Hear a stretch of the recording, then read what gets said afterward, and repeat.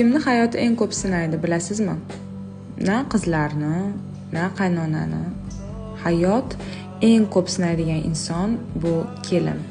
Kelinlik davri. Nega ayollar o'g'illarini uylantirgach, hayotlariga xuddi raqibdosh kelgandek o'zlarini tutishadi? Nega bizda qaynona kelin mavzusi doim avjida yuradi? Nega qaynona kelin so'zlari ikki ayol birdamligi deb tilga olinmaydi? Bolaligimda mahallamizda bir ayol bo'lardi. Shu qadar keliniga zulm qilardiki, hamma qo'shnilar gapirardi.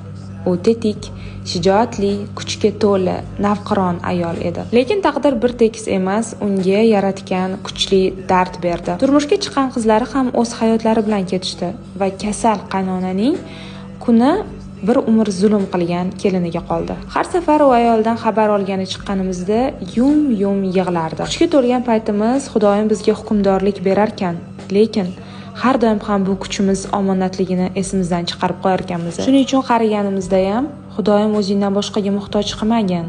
Hamma tana a'zoyimiz o'zimizga xizmat qilsin deb so'rashimiz kerak ekan, bolam, degandilar. Va ko'pchilik mahalladagilar bu ayol yoshligida ko'p zulm qildi-de, qariganda nima bo'lishini o'ylamadi deb takror va takror aytishardi. Qancha ayollar qizim menga yaqinroq, u kelindan yaxshiroq, u yaxshi biladi deyshadi, lekin chiqqan qiz